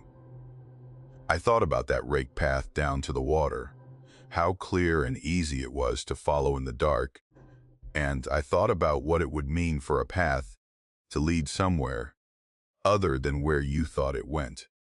In country like that, at night, with the water waiting at the bottom of it, and I felt something cold settle into me that had nothing to do with fear of Walt, and everything to do with what Walt could choose to do, or choose not to do. But here's the thing, and it's the thing I've turned over in my mind 1,000 times since. I wasn't afraid of him, not really, not in the end, because Walt had been kind to me. For 3 days, before I knew what he was, he'd looked after me, the way he'd look after anyone he liked, and the host's message told me plainly that I was one of the ones he'd taken to. And so that night, before I went to sleep, I did the only thing that felt right. I stood on the porch in the cold dark, looking back toward the black shape of the ruined shed in the trees, and I said it out loud. I thanked him. I said, "Walt, thank you for the firewood, and for fixing the light, and for keeping the path clear." I said I was grateful, that he kept a fine place, that I could tell how much he loved it. I felt foolish and grown adult talking to the dark woods, and I also felt, somehow, that it was the most important thing I'd done in years, that it mattered to say it, that he was out there and that he heard. And then I went in, and I slept better than I had any right to. In the morning, my car was warmed up and waiting. I came out to load my bags for the drive home, and the engine was running, idling smooth and gentle in the cold mountain air. The heater on, the windows cleared of frost, though I had the only key in my pocket, and the doors had been locked, and there was no way on earth for anyone to have started it. It had simply been done, the way the wood got split, and the path got raked, and the light came on at dusk. A last kindness for a guest he'd liked, sent off warm into the cold morning, by a man who'd been dead for 15 years, and had never once stopped taking care of the only thing he loved. I got in, and I drove out slow, and I lifted my hand toward the shed. As I passed it, one last wave. And I have never been entirely sure, in the gray light through the bare trees, but I think a hand lifted back. I don't tell this story the way people expect a ghost story to be told, all dread and terror, because that isn't how it sat with me. The fear was real, in the moment at the shed, in the long dark wait for the host's answer. But what stayed with me, what stays with me still, is something closer to grief, and to a strange tenderness I don't fully understand, because somewhere out there at the end of a long dirt road, a man who had nothing, and no one in life, is still raking the leaves and splitting the wood, and lighting the lamp at dusk, looking after a house that isn't his, for guests who come and go and never know him, hoping, I think, only to be liked, only to be useful, only not to be alone. And I think about the other kind of guest, the careless and the cruel, and the paths that lead somewhere other than the dock. And I understand that the same love that warmed my car that morning is the thing they should fear. But mostly I just hope, on the nights I think of it, that someone still books that house now and then, who knows enough to stand on the porch in the dark and say thank you out loud, so that Walt, whatever Walt is now, gets to hear it and knows the place is still loved and isn't in all that long emptiness entirely alone. The photos showed a long wooden dock reaching out over still gray water, and at the end of it, 4 wooden chairs in a neat row, all facing the lake. That was the detail that charmed me, that sold me on the place, over a dozen others I'd been weighing. There was something about those 4 chairs, sitting empty at the end of the dock, waiting for someone to come and sit and watch the light go down over the mountains. That spoke to exactly the kind of stillness I was looking for.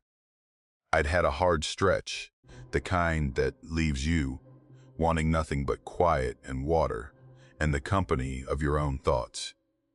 And I booked the lake house, mostly for those chairs, for the promise of sitting in one of them at evening with a drink in my hand and nothing in the world to do.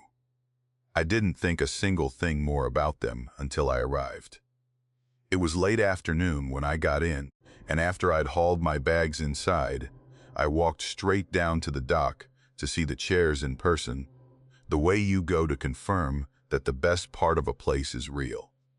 And there were 5. I stood at the end of the dock and counted them, 4, and then a 5th, a neat row of 5 wooden chairs, all facing the water, and I felt that small disorienting lurch you feel when reality doesn't match what you were sure of. I pulled up the listing on my phone and looked at the photo again, and there were 4 in the picture, plainly, unmistakably 4, and here in front of me were 5. I counted them twice more, 5, and then I did what anyone does, which is reason it away. The host must have added 1, or the photo was old, or I'd simply misremembered the listing. 4 and 5 are easy to confuse when you're tired, and you've been driving all day.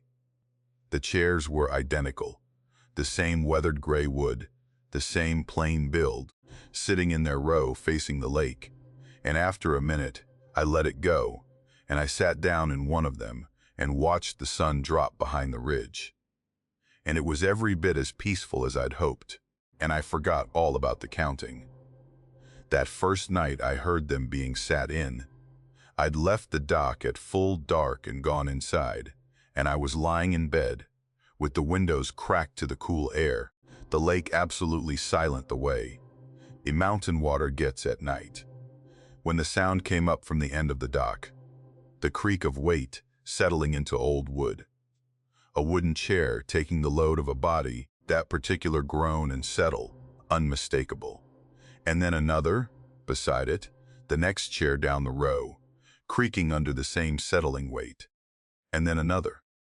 One after another down the line, the slow sequential creak of person after person lowering themselves into the chairs at the end of my dock, in the dark, where I knew with total certainty that there was no one, where I was alone for 2 miles in every direction.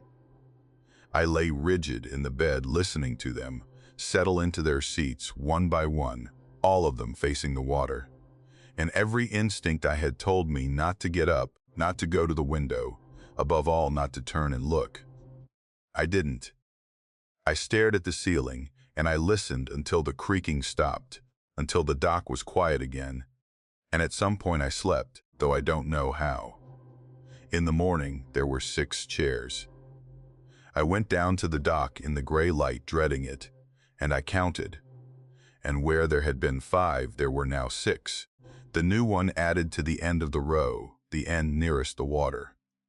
And it was then that I understood the pattern, the thing that made my skin crawl worse than the number itself. Each new chair appeared at the lake end of the row, as though whoever arrived in the night took the seat closest to the water, the place of honor, the front of the line, and pushed all the others back a place. The 4 I recognized from the photo were still there, but they were no longer at the end. They'd been shunted inward, away from the water, by the new arrivals who claimed the closest seats. I stood there counting and recounting in the cold, and the dread settled into me properly then, because this was not a thing memory could explain or an old photo. The chairs were multiplying, one a night, and each one came to sit nearest the lake. The 3rd morning there were 7. I'd heard them again in the night, more of them now, the long sequential creak of the whole row settling under weight. And each morning, the count was 1 higher, and the row stretched a little further down the dock toward the shore. By now I was messaging the host daily, and on that 3rd day, I finally asked her outright, where had the extra chairs come from? Because there were 7 now where the listing showed 4. Her reply was slow and careful in a way that frightened me more than a quick denial would have. She said there should only be 4. She said she'd been out to the property herself. just the week before, and counted them, 4 chairs, the way there had always been 4. And then she added something I hadn't told her, something I'd never mentioned in any of my messages. She asked me, carefully please, not to sit in the chair nearest the water, no matter what, not once. I read that line over and over, because I hadn't said a word to her about which chair unsettled me, hadn't described the pattern, hadn't told her the new ones came at the water end. But she knew. She knew there was a chair nearest the water that mattered. And she knew enough to beg me to stay out of it. And the fact that she knew told me this had happened before, to other guests, in other seasons, and that she had learned exactly which chair not to sit. In the way you learn anything, you'd give a great deal to be able to forget. I stopped going down to the dock after that. I watched it from the house instead. From the kitchen window, in the long blue dusk, and every evening at the same hour I could see it begin. Though see isn't quite the word, because there was never anyone there, only the chairs, and the slow creak of them settling, carrying up across the still water to the house. By the 4th night there were 8, by the 5th 9, and on my last night there were 10. 10 wooden chairs, in a single long row, stretching nearly the full length of the dock, from the shore end all the way out to the water. And that final evening I stood at the window and watched the dusk come down, and I heard them fill. One creak, then the next, all the way down the row, 10 chairs settling under the weight of 10 unseen bodies, all facing out at the darkening water, all except 4. The 4 I knew. The 4 from the photo, now stranded in the middle of the row, pushed inward, away from the lake, by everything that had come after them. Those 4 stayed silent. They never creaked, never settled, as though whatever had once sat in them had long since been moved on, used up, displaced toward the shore, and then gone, and only the newer ones, the ones nearest the water, still held anything at all. I packed in the dark. I didn't wait for morning.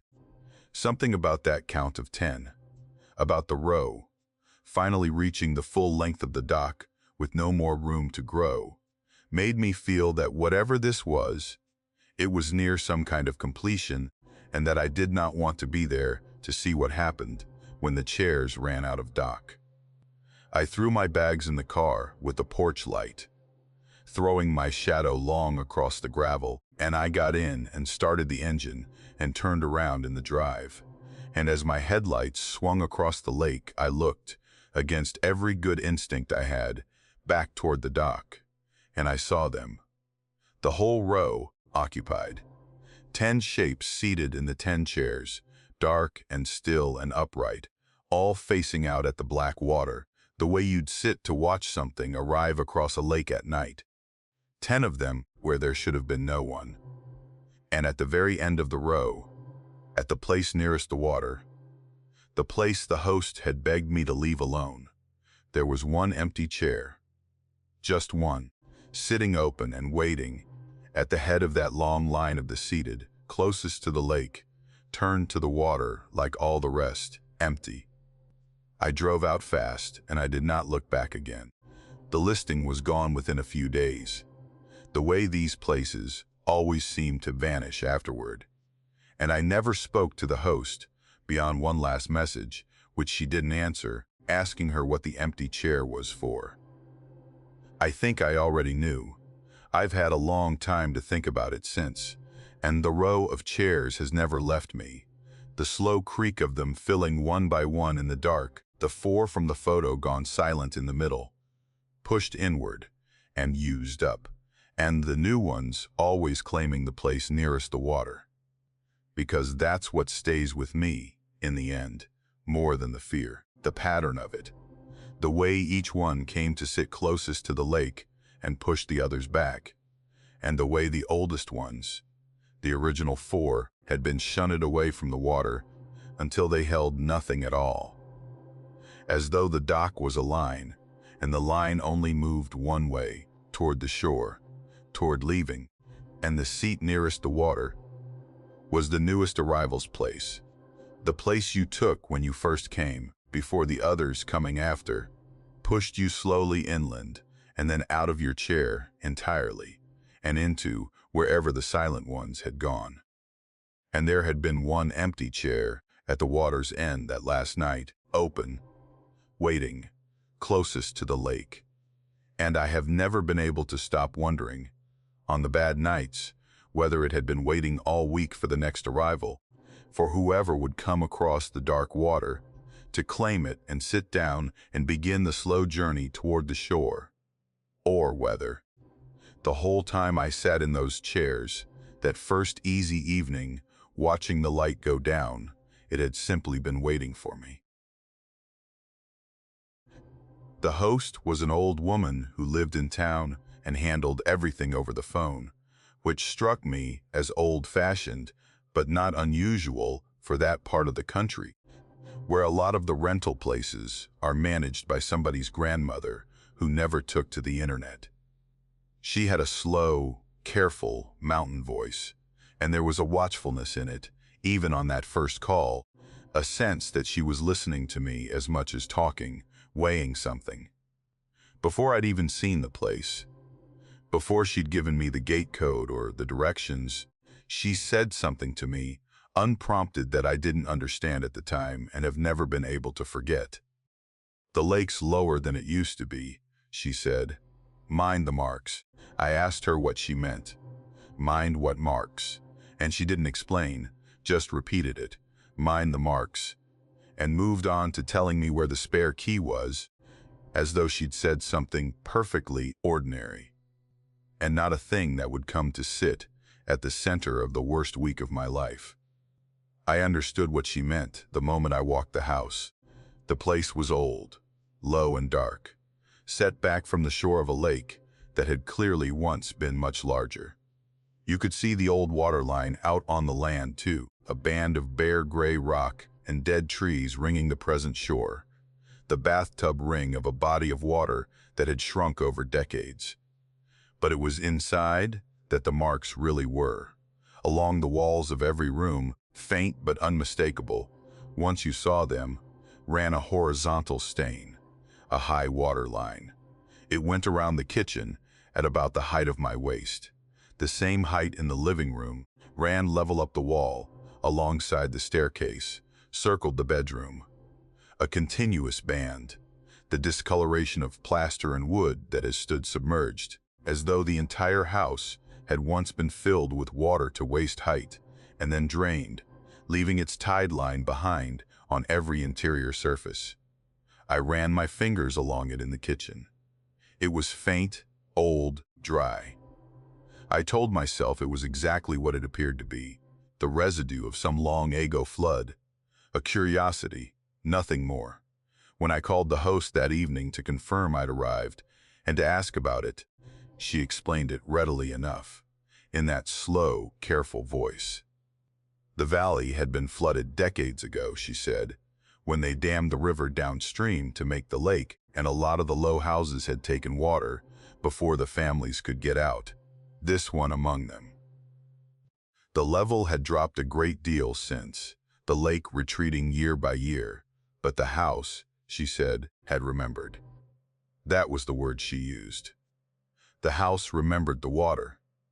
I asked what that meant, and she only said to mind the marks, the same thing she'd said at the start, and to call her if they changed. I didn't ask what she meant by that either. I should have.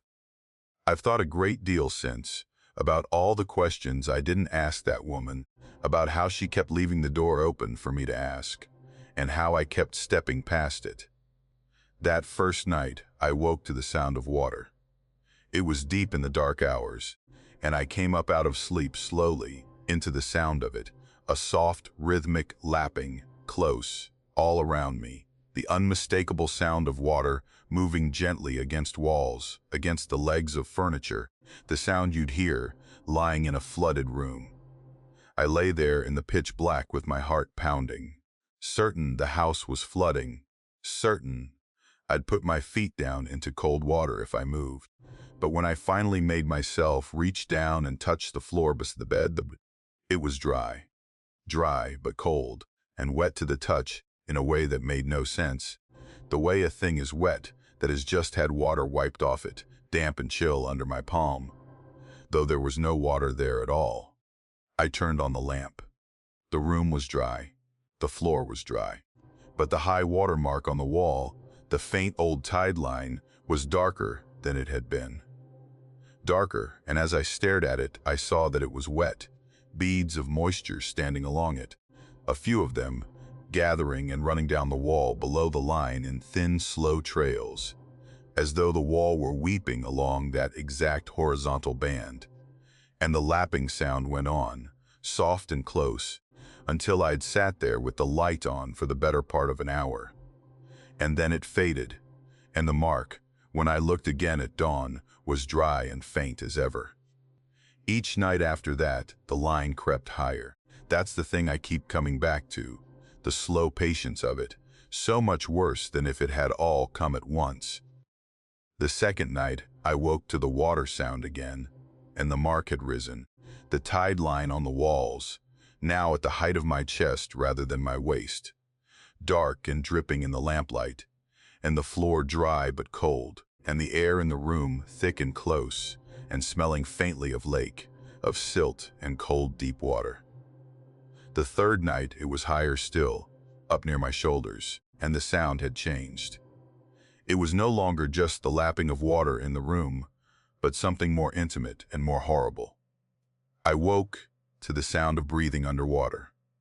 My own breathing, or something, wearing the shape of my breathing, slow and bubbling and labored, the sound of air being drawn through water, and with it came a pressure in my ears, the deep aching pressure you feel when you dive down too far in a lake, the weight of many feet of water pressing in on you. Though I was lying dry in a dry bed, in a dry room with the lamp on, I'd lie there, feeling the pressure build in my ears and listening to the drowned breathing and watching the wet line on the walls creep higher. And I could not move, could not make myself get up and walk through that room that sounded so completely, like a room slowly filling with water, for fear of what my feet would find, for fear that the dryness was the lie and the water was the truth, and that if I stepped down, I would step into the cold and go under. I should have left after the second night. I know that. But there's a thing the isolation does, and the slow gradualness of it, the way each night was only a little worse than the one before, so that there was never a single moment of clear terror that demanded I run. Only the steady incremental rising of the water. And a person can talk themselves through almost anything if it comes slowly enough. I told myself I'd leave in the morning, every morning, and then the sun would come up, and the marks would be faint and dry, and the house would be just an old house, and I'd convince myself I'd dreamed the worst of it, and I'd stay one more day. Until the fourth morning, when the host called me before I could call her. That itself frightened me, the phone ringing early in that quiet house, her name on the screen. I answered, and she didn't say hello, she said. It's that slow, careful voice, gone tight now. How high have the marks gotten? Not whether they'd changed. How high? As though she knew exactly what was happening and only needed the measurement. And I looked up at the wall of the bedroom where I stood, at the tide line, that even now in the morning light hadn't fully faded back, and I told her the truth. Nearly to the ceiling, I said. It's nearly to the ceiling, and she went quiet. A long, terrible quiet, the quiet of someone deciding to finally say a thing they've held back too long. And then she told me. She said the family who built that house had drowned in it. The night of the flood, decades ago, when the dam went in, and the water rose faster than anyone expected, faster than the warnings in the dark while they slept. The whole family, she said. They never woke, or they woke too late, in the black with the cold water already over the bed. And the house filled to the ceiling that night with all of them inside it. And by the time the water dropped again, years later, they were long gone. And the house stood empty with its marks on every wall. And she said, and her voice when she said, this was the voice of someone confessing to something they'd been complicit in for a long time, that the house was trying to fill again, that it remembered the water and it wanted the water back, that it had been slowly, patiently filling itself again. One guest at a time, each guest's nights bringing the water a little higher, the house reaching night by night for the level it had died at, the level it remembered, the ceiling. And she told me to get out. Right now that morning, before the line reached the top, because she'd had guests before who'd stayed too long, who'd called her with the marks nearly to the ceiling the way I just had. And she said, get out before it fills. And she would not tell me what had happened to the ones who didn't, only said it again, harder, get out now, and hung up.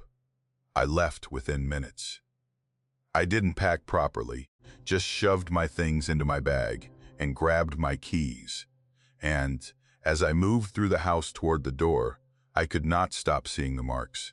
The high water line, now an inch below the ceiling in every room, dark and glistening and wet, weeping its slow trails down the walls, the whole house ringed with the memory of the water. At the height, a tall man's head would reach, before the last of the air was gone. The air was thick and cold and stank of the lake. And as I crossed the living room toward the front door, I heard it begin again, in full daylight now, no longer waiting for the dark. The lapping, the rising, the soft sound of water climbing the walls, and, beneath it, the drowned bubbling breathing, slow and patient. And the pressure came into my ears even as I walked. The deep weight of water, closing over a person, though the floor under my feet stayed dry, though there was no water I could see, only the sound and the smell, and the marks an inch below the ceiling and climbing. I got out the door and across the gravel to my car, and the sound came with me. That's the part I can't make anyone understand, the part that has stayed with me longest. The lapping, the breathing, the deep underwater pressure in my ears. It didn't stop at the threshold. It followed me out into the bright, dry morning, across the yard, into the car, the sound of water all around me. Though the sky was clear and the ground was dry, the pressure building in my ears, as though I were sinking, as though the whole world had gone under, and I drove out of there with my hands shaking on the wheel and my ears aching, and the sound of myself breathing underwater, filling the car. It faded slowly as the miles came between me and the house. By the time I reached the highway, it was gone, and the pressure had eased, and the air smelled like air again instead of cold lake water.